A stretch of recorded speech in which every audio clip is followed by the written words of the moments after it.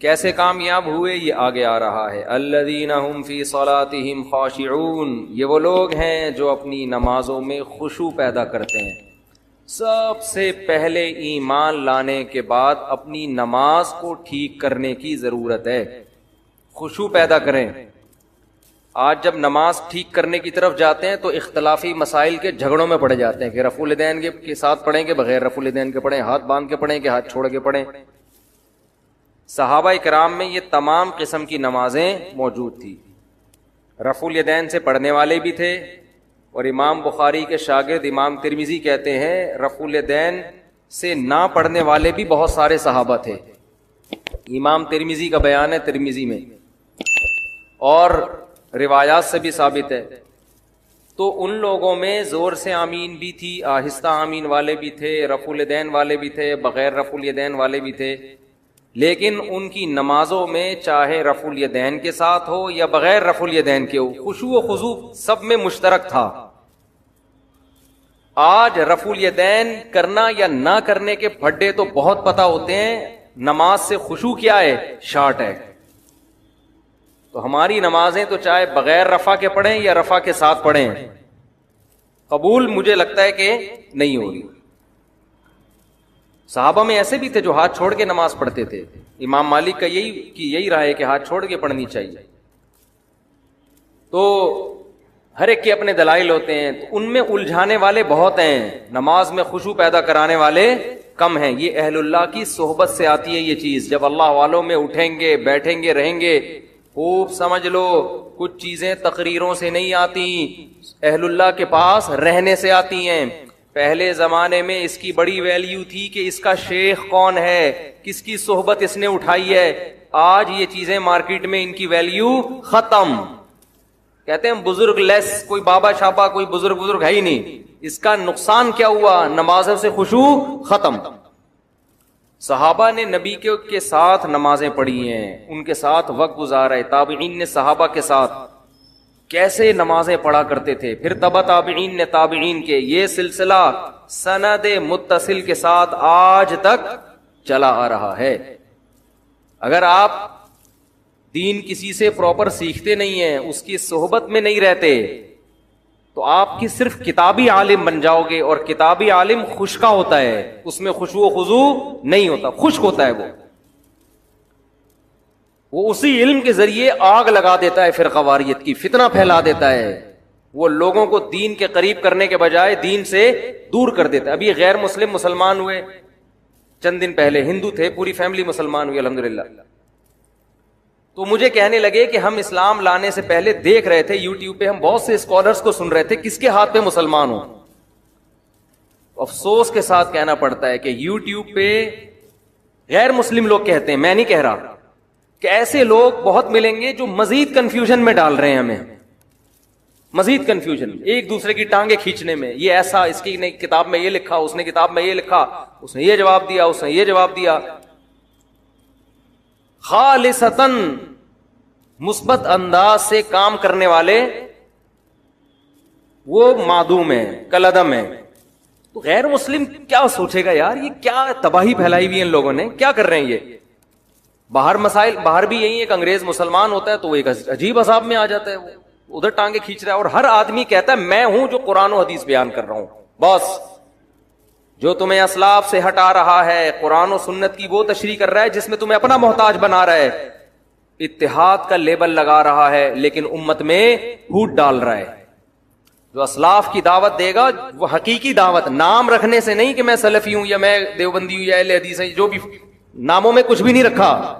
عملاً پتہ چلتا ہے، عملاً پریکٹیکلی ہو کیا رہا ہے کہ اس کے پاس بیٹھنے سے علماء کی محبت کم ہو رہی ہے یا بڑھ رہی ہے؟ بڑھ رہی ہے. اس کا مطلب صحیح ہے، نفرت پیدا ہو رہی ہے، سب سے بدگمانیاں ہو رہی ہیں، یہ ٹھیک نہیں ہو سکتا. تو غیر مسلم اسلام قبول کرتے ہوئے میں نے کئی کو تو نہیں کہہ سکتا، چند ایسے غیر مسلم دیکھے جو واپس کنورٹ ہو گئے کفر میں.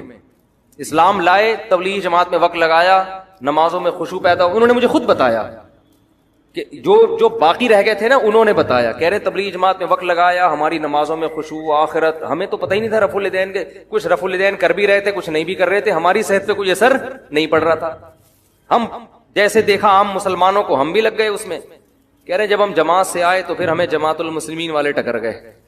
انہوں نے کہا یہ سارے غلط ہیں, یہ حنفی کیا ہوتا ہے, شافی کیا ہوتا ہے, مالکیہ کیا, حنبلی کیا ہوتا ہے, یہ دیوبندی, یہ بریلوی, یہ اہل حدیث, یہ فلانا, اور لٹریچر لا کے جماعت المسلمین کو لازم پکڑو, صرف قرآن. کہہ رہے اتنے بڑے مسائل, ایک طرف یہ تھے, ایک طرف پوری دنیا تھی. کہہ رہے ہمارے بہت سے رشتے دار واپس اسماعیلی بن گئے, آغا خانی بن گئے. تو میں یہ کر رہا تھا صحابہ کرام میں قدر مشترک کیا تھی, ان کی نمازوں میں خشوع تھا, جو آج مارکیٹ میں شارٹ ہے. ہاتھ باندھنے میں بڑا اختلاف تھا صحابہ کرام کا. ہاتھ باندھنے میں خوب سمجھ لو, یہاں ہاتھ باندھنا سینے پہ, کوئی صحیح حدیث کسی کے پاس نہیں ہے. دعوے کرنے والے بہت ملیں گے, اور یہ جو احناف دعویٰ کرتے ہیں کہ ناف پہ ہاتھ باندھے جائیں گے, اس کے بارے میں بھی مرفوع روایت ہمارے علم میں کم از کم کوئی صحیح روایت موجود نہیں ہے, کسی کے پاس بھی نہیں ہے. اس بارے میں ہر مجتہد نے اجتہاد کیا ہے, 2-3 حدیثوں کو جمع کر کے اپنی رائے قائم کرنے کی کوشش کی ہے. امام ابو حنیفہ کا اپنا ایک انداز ہے, انہوں نے 3-4 روایات کو جمع کر کے ایک کیفیت وضع کی ہے. امام شافعی کا اپنا انداز ہے, انہوں نے ایک روایت کو فوکس کیا, اس روایت کے مطابق فتویٰ دیا. تو جو اس میں جزم کے ساتھ کہتا ہے نا یہ طریقہ صحیح ہے باقی غلط ہیں, وہ 100% غلط کہہ رہا ہے. تو دعوے کرنے والے آپ کو بہت ملیں گے, اور ان لوگوں میں سب سے بڑا عیب یہ ہے کہ جب یہ دعویٰ کرتے ہیں نا, ہم کیا کرتے ہیں, کسی نے دعویٰ کیا نا یہ صحیح حدیث ہے, ہم کیا کرتے ہیں نیچے کمنٹس میں حدیث کا ضعیف ہونا ثابت کرتے ہیں, ڈسکرپشن میں کہ دیکھو یہ غلط کہہ رہا ہے. وہ کمنٹ کیا کر دیتے ہیں, اڑا دیتے ہیں. اس کا مطلب اندھی تقلید کون کر رہا ہے, آپ کر رہے ہیں کہ اس کی سن رہے ہیں, نیچے ڈسکرپشن میں کوئی اگر اس کا جواب دے رہا ہے تو وہ کیا کر رہے ہیں, اڑا رہے ہیں. تو یہ سب باتیں ہوتی ہیں کہ ہم لوگوں کو کسی کا مقلد نہیں بناتے, ہم ڈائریکٹ قرآن حدیث کی بات کرتے ہیں, صرف باتیں ہیں. حقیقت میں یہ لوگوں کو اپنا مقلد بنا رہے ہوتے ہیں کہ صرف ہماری سنو. کہتے یہ ہے کہ سب کی سنو, لیکن عمل کیا ہے, کسی کی مت سنو. ورنہ آپ جو ڈسکرپشن میں جب ہم یا کمنٹس میں جب کوئی لنک دیا جاتا ہے اس کے جواب کا تو اڑاتے کیوں ہو. تو میں آپ کو یہ بار بار یہ باتیں اس لیے بتاتا ہوں کہ اس زمانے میں دین کے نام پہ چورن بیچنے والے مارکیٹ میں بہت ہیں. تو قرآن کیا بیان کر رہا ہے اس کو فوکس کرو. الذین هم فی صلاتہم خاشعون, فرمایا اہل ایمان اپنی نمازوں میں خشوع پیدا کرتے ہیں. والذین هم عن اللغو معرضون, جو کامیاب لوگ ہیں وہ لغو سے اعراض کرتے ہیں. لغو کا کیا مطلب, وہ باتیں جن کا نہ دین کا کوئی فائدہ اور نہ آخرت. ٹائم ویسٹنگ, لغو میں ٹائم ویسٹنگ بھی داخل ہے, وہ موضوعات بھی داخل ہیں جن کا ہم سے قیامت کے دن سوال نہیں ہوگا, وہ امت کے لیے اہم نہیں ہے. آپ اہم چیزوں کو چھوڑ کر غیر اہم میں لگ جاؤ, یہ بھی لغویات. میں نے اپنے شیخ مفتی رشید احمد صاحب رحمہ اللہ کی صحبت میں 7-8 سال لگائے, بالکل چپک کے ایسے. نماز بھی 3 سال پڑھائی میں نے, ہفتے میں 1 دن ہم گھر میں آتے تھے. کتنے بڑے اللہ والے بزرگ تہجد میں اتنی لمبی لمبی نمازیں پڑھتے تھے, روتے تھے. اللہ نے علم اتنا دیا تھا, کئی سال صحیح بخاری پڑھائی انہوں نے دارالعلوم کرنگی میں. حضرت مفتی تقی عثمانی صاحب جو اتنے بڑے عالم جن کے ائمہ حرمین قدر کرتے ہیں, عزت دیتے ہیں, یہ ہمارے شیخ مفتی رشید احمد صاحب کے شاگرد ہیں. 7 سال پڑھا ہے انہوں نے حضرت سے. فتوے کا کام مفتی رشید احمد صاحب رحمہ اللہ نے حضرت اقدس, حضرت مفتی تقی عثمانی صاحب اور حضرت مفتی رفیع عثمانی صاحب کو سکھایا. کتنے بڑے عالم. میں نے 7-8 سال میں ایک مرتبہ بھی یزید کا مسئلہ ان کی زبان سے نہیں سنا. نہ جنگ جمل سنی, نہ جنگ صفین سنی, نہ یہ سنا کہ ان دونوں میں کون حق پر تھا کون باطل پر تھا. پریکٹیکل کام. جو کسی نے پوچھا بھی حضرت یزید, انہوں نے کہا بھائی تم سے قیامت کے دن یزید کے بارے میں سوال نہیں ہوگا. قرآن جگہ جگہ کہہ رہا ہے تلک امۃ قد خلت, یہ لوگ تھے گزر گئے, لہا ما کسبت ولکم ما کسبتم, انہوں نے جو کیا ان کو قیامت میں اس کا بدلہ مل جائے گا. اچھا کیا اچھا ملے گا, برا کیا لعنت ہوگی ان کے اوپر. وَلَكُمْ مَا كَسَبْتُمْ, اللہ تم سے تمہارے عمل کے بارے میں پوچھے گا, تم کیا کر رہے ہو. اپنا عمل 0, اور تقریریں دیکھو یار بیٹھ کے. تو لغویات میں یہ بھی داخل ہے, جس چیز کا آپ کی پریکٹیکل لائف سے تعلق نہیں ہے اپنے آپ کو ان چیزوں سے بولو بچاؤ. آپ ڈائری بناؤ یار, میں فجر کی نماز تکبیر اولا سے پڑھتا ہوں, میں ظہر پڑھتا ہوں, میں عصر پڑھتا ہوں, میں مغرب پڑھتا ہوں, میں عشاء پڑھتا ہوں. میں اپنے ماں باپ کے ساتھ اچھا سلوک کرتا ہوں, میں نے بہنوں کی وراثت ان کے حوالے کی ہے, میں حرام تو نہیں کما رہا, میں تجارت میں جھوٹ تو نہیں بول رہا, میں تہجد پڑھتا ہوں, میں تلاوت کتنی کرتا ہوں, میں دین کو دنیا میں غالب کرنے کے لیے کیا کر رہا ہوں. آج آپ کو جس کے پاس بیٹھو گے نا وہی باتیں شروع کر دو. پنجاب میں حیات ممات کے مسئلے میں اتنا الجھے ہیں لوگ, اتنا الجھے ہیں کہ اچھے اچھے ایک جماعت کے طلبہ آپس میں لڑ پڑے ہیں, سارے مسائل ایک جیسے, ایک مسئلے میں اختلاف, اور وہ جو گالم گلوچ اور اتنا زیادہ آپس میں تماشا بنائے کہ آپ الامان والحفیظ. تو والذین هم عن اللغو معرضون کا مطلب کیا ہے؟ وہ تمام چیزیں دیکھو. ایک اہم بات کر کے میں اس آیت کو سمجھاتا ہوں, پھر انشاءاللہ کھوپڑی میں بیٹھے گی.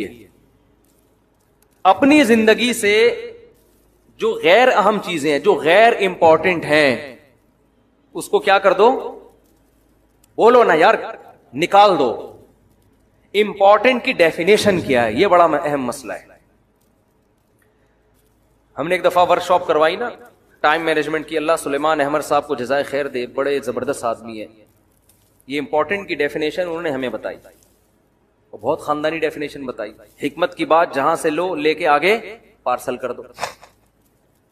تو جو ان کا اسٹائل تھا اسی اسٹائل سے میں بھی پوچھ رہا ہوں. ہم نے پھر ورک شاپ میں نے خود کروائی, تو میں نے اس میں پوچھا کہ امپورٹنٹ کی ڈیفینیشن کیا. ہمیں امپورٹنٹ کام کرنے چاہیے, جو غیر امپورٹنٹ ہیں ان کو زندگی سے نکال دینا چاہیے. اب امپورٹنٹ کی ڈیفینیشن کیا ہے؟ اب ہم جب لوگوں سے پوچھتے ہیں بہت اہم, موسٹ امپورٹنٹ, اس کو امپورٹنٹ کہتے ہیں, ٹھیک ہے نا. بہت اہم کام جو بہت ضروری ہو. ابے یہ تو ضروری امپورٹنٹ, یہ تو آپ الفاظ بدل رہے ہیں نا. امپورٹنٹ کی ڈیفینیشن یہ ہے کہ آپ کا جو ہدف ہے نا, جو چیز آپ کو اس ہدف میں پہنچانے کا ذریعہ بنے وہ کام امپورٹنٹ ہے, اور جو اس ہدف تک سے روکنے کا ذریعہ بنے وہ نقصان دہ آپ کے لیے. وہ کیا ہے؟ وہ جو وہاں تک روکنے کا ذریعہ بنے نا, وہ کیا ہے؟ جو اس میں نقصان کا ذریعہ بنے ہدف تک پہنچانے کا, وہ غیر امپورٹنٹ ہے. اب دیکھو آپ کے پاس ٹائم کم ہے, زندگی محدود ہے, آپ کا ایک ہدف ہے اللہ کی رضا. مسلمان کا اصل ویژن کیا ہوتا ہے؟ اللہ کی رضا, جنت ہے. اس ویژن کو حاصل کرنے کے لیے چھوٹے چھوٹے ویژن بنانے پڑتے ہیں. جنت تک پہنچنے کے بہت سے طریقے ہیں نا. بھائی ایک آدمی صبح پڑھا ہوا ہے, اسکول نہیں جا رہا. کیوں نہیں جا رہا؟ بھائی میرا ہدف ہے اللہ کو راضی کرنا, میرا ہدف تعلیم ہے ہی نہیں, میں اسکول نہیں جاؤں گا. اس کو بولو کما کے لا, کہہ رہا ہے میں کماؤں گا نہیں. میں کمانے کے لیے پیدا نہیں ہوا, میں کس کے لیے پیدا ہوا ہوں؟ اللہ کے لیے. بعض لوگ ایسے اللہ کا لفظ بڑھ کے نا بول رہے ہوتے ہیں. یہ میں اللہ کا لفظ اس لیے بولتا ہوں, ایک پرویزی تھا منکر حدیث, ہم جب بھی اس کے پاس جاتے نا ہمیں الو بنا رہا تھا. وہ کہہ رہا ہے ہم قرآن کو مانتے ہیں, قرآن کو. تو یہ اللہ کا لفظ بڑے جلال سے بولتا تھا, ایک دم ہمارے دل دہل جائیں گے, یا تو بڑا نیک آدمی ہے. رب العالمین نے فرمایا. تو یہ نا منہ بھر بھر کے ٹوپیاں بہت کراتے ہیں.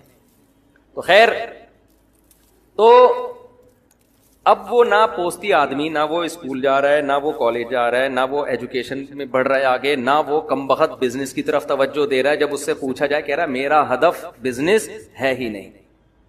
لوگ کہتے ہیں بھائی کم بخت تیری شادی کیسے ہوگی جب تو کمائے گا نہیں, کھائے گا نہیں. تو کہہ رہا ہے میرا ہدف شادی نہیں ہے, میرا ہدف ہے اللہ کی رضا. صحیح کہہ رہا ہے غلط کہہ رہا ہے؟ الو بنا رہا ہے. ابے اللہ کی رضا کے لیے تو دنیا میں کچھ کرنا تو پڑے گا نا. یوسف علیہ السلام نے مصر کی وزارت قبول کی, کس کے لیے؟ اللہ کی رضا کے لیے. بادشاہ بن گئے مصر کے, کس کے لیے؟ اللہ کے لیے. تو اللہ کی رضا کے لیے جتنا دنیا میں آپ آگے جا سکتے ہو, کیونکہ جو آدمی دنیا میں جتنے اونچے مقام پہ جاتا ہے اتنی بڑی معاشرے میں وہ تبدیلی لا سکتا ہے. تو آپ نہیں جائیں گے, برے لوگ آگے چلے جائیں گے, تو کمپٹیشن ہے. تو کچھ تو کرنا ہے نا. تو اس کو وہ ایک ہدف بنانا پڑے گا. آپ یار میں نے یہ کرنا ہے تاکہ میں اس کے ذریعے کس کو خوش کر سکوں؟ اللہ. آپ ڈاکٹر بننے کو ہدف بناتے ہو, یار میں لاکھوں لوگوں کی جان بچا لوں گا, اس سے اللہ تعالیٰ کیا ہو جائے گا؟ خوش ہو جائے گا. کماؤں گا بھی پیسہ. ڈاکٹر پریشان ہو جاتے ہیں کہ اللہ کے لیے کریں, پیسے نہیں لائیں. تو بھائی پیسے بھی لیں آپ, پیسہ کمانا بھی ہدف ہو سکتا ہے, مالدار بننا بھی ہدف ہو سکتا ہے. مالدار بنوں گا اللہ کے لیے. مالداروں کے الگ فضائل حدیث میں, وہ ابھی ٹاپک ادھر چلا گیا تو بات لمبی ہو جائے گی. تو آپ نے ایک ہدف بنایا کہ یہ میرا اصل ہدف ہے. اور الٹیمیٹ ویژن کیا ہے؟ آخرت. تو وہ چیز جو آپ کو اس ہدف تک جانے تک روکے وہ آپ کے لیے کیا ہے؟ لغو ہے. قرآن کیا کہہ رہا ہے؟ والذین هم عن اللغو، وہ غیر امپورٹنٹ ہے، وہ لغو ہے. قرآن کہہ رہا ہے یہ لغویات سے بچتے ہیں. کبھی ہم نے ڈاکٹروں کو نہیں دیکھا یزید کے پھڈے میں پڑھتے ہوں، ایم بی بی ایس میں ایجوکیشن حاصل کر رہے ہوں، اور کوئی ان کو تقریر سنا، یار تو یزید کا مسئلہ ذرا حل کر کے بتا یار، بنو امیہ کے بارے میں رپورٹ پیش کر. وہ کہے گا بھائی کل میرا پیپر ہے میرے ابا نے مجھے باہر بھیجا ہوا ہے رشیا میں، یونیورسٹی میں پیسے خرچ کیے ہوئے، میں اس میں فیل ہو گیا نا، میں جہنم میں بہرحال چلا جاؤں گا، یزید جائے نہ جائے. تبھی وہ پڑھ بھی لیتا ہے. اور اگر وہ میڈیکل کالج میں ایجوکیشن کے دوران بنو امیہ کے بکھیڑے لے کے بیٹھ جائے، جیسے بعض لوگ یوٹیوب پہ بنو امیہ سے ان کو ایسی چڑ ہو گئی ہے کہ اچھے کام بھی غلط اور غلط تو ویسے ہی غلط، امت کو اسی میں الجھا دیا، تو پھر آپ مجھے بتاؤ کہ وہ پڑھ لے گا؟ وہ کبھی بھی نہیں پڑھ سکتا.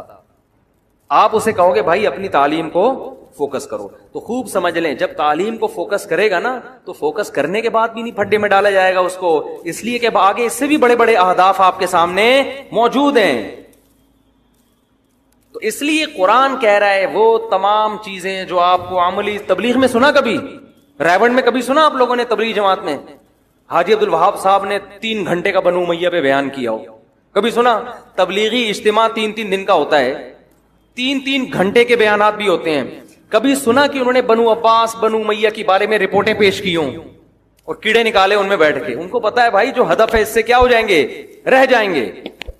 تلک امۃ قد خلت لہا ما کسبت، لوگ تھے جو چلے گئے، انہوں نے وہ جو کمایا تھا ان کو مل گیا، جو نیکیاں کی تھی اس کا بدلہ، جو برائیاں کی اس کا بدلہ. ایک مثال دے کے بس آگے چلتا ہوں.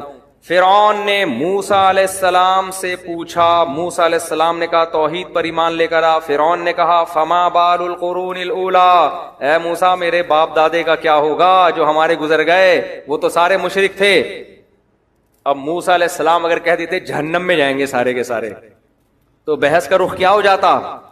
چینج. فرعون کہتا دیکھو تم سب کے باپ دادوں کو کیا کہہ رہے ہیں؟ جہنمی. لوگ طیش میں آتے.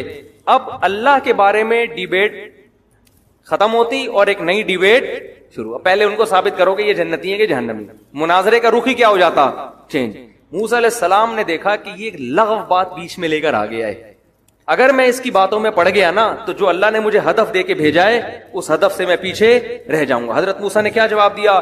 علمھا عند ربی فی کتاب. وہ کہاں جائیں گے اللہ کو پتا ہے. بھائی کتنا زبردست جواب دیا.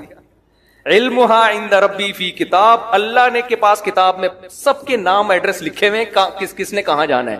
لا یضل ربی، میرا رب کبھی غلطی نہیں کرتا کہ بھیجنا جنت میں تھا اور بھیج کہاں دے؟ جہنم میں. جان کر بھی ایسی غلطی نہیں کرتا. ولا ینسا، اور بھولتا بھی نہیں ہے کہ بھیجنا جنت الفردوس میں تھا، بھولے سے کہاں بھیج دیا؟ جہنم. تو اے فرعون اللہ کو پتہ ہے کون کہاں جائے گا. الذی جعل لکم الارض مہدا، میں اس خدا کی دعوت دے رہا ہوں جس نے زمین کو تمہارے لیے بچھونا بنایا. دیکھو حضرت موسیٰ نے بات کیسے پلٹ دی کہ نہیں پلٹ دی، اور پھر اللہ کی بڑائی بیان کرنا شروع کر دی. اس لیے کہ فرعون کو سب سے زیادہ تکلیف یہ ہو رہی تھی کہ میرے محل میں میرے علاوہ کسی اور کی کبریائی کیوں بیان ہو رہی ہے. اور موسیٰ علیہ السلام کو جو مشن دیا گیا تھا وہ یہ کہ آپ نے فرعون کے محل میں وہ کام کرنا ہے جو آج تک کسی نے نہیں کیا. وہ کام کیا ہے؟ اس کے محل میں، اس کے سامنے، اس کے درباریوں کی موجودگی میں خدا کا انٹروڈکشن کروانا ہے. آپ کے پاس ٹائم کم ہے، جتنا اللہ کی حمد و ثنا کر سکتے ہیں آپ وہ حمد و ثنا کریں. تبھی تو فرعون جوش میں آ کے کہنے لگا ان رسولکم الذی ارسل الیکم لمجنون. لوگوں تمہیں جس کو اللہ نے پیغمبر بنا کے بھیجا ہے نا وہ دیوانے ہیں معاذ اللہ. میں پوچھتا کیا ہوں، جواب کیا دیتے ہیں؟ یہ صحیح ہے نا. میں پوچھتا کچھ اور ہوں اور جواب کچھ اور دیتے ہیں. تو دیوانے نہیں تھے، بڑے عقل مند تھے. انہیں پتا تھا اس کے سوالات کے جواب دینے پر آ گیا تو میں اپنے ہدف سے دور رہ جاؤں گا. تو یوٹیوب پہ جو بھی اٹھ کے مکھنچو چیلنج کر دے نا اور آپ جا کے اس کے جوابوں میں لگے ہوئے ہو، ہر فضول سے فضول آدمی کو لفٹ کرا رہے ہو اور آپ ہر اس کے لوگ آ رہے ہوتے ہیں اس کا جواب دو، اس کا جواب دو. میں نے کہا اعتراضات دنیا میں قیامت تک کبھی بھی ختم نہیں ہوں گے، تو ہوتے رہیں گے ہوتے رہیں گے. آپ اپنے ہدف کو فوکس کرو. آپ کا ہدف کیا ہے؟ تو اس لیے قرآن کہہ رہا ہے والذین هم عن اللغو، ایمان والوں کی علامت ہے وہ لغو سے اپنے آپ کو دور رکھتے ہیں، بچاتے ہیں. آگے قرآن کہہ رہا ہے والذین هم للزکاۃ فاعلون، زکاتیں ادا کرتے ہیں، صدقات و خیرات کرتے ہیں. ڈائری جب ہم بنائیں گے نا اس میں اپنے گناہوں کی لسٹ، اس میں یہ بھی لکھیں گے ہم ہر مہینے صدقہ کتنا دیتے ہیں، اللہ کے لیے کتنا نکالتے ہیں. آگے قرآن کہہ رہا ہے بہت اہم والذین هم لفروجہم حافظون، اپنی شرمگاہوں کی حفاظت کرتے ہیں. اللہ نے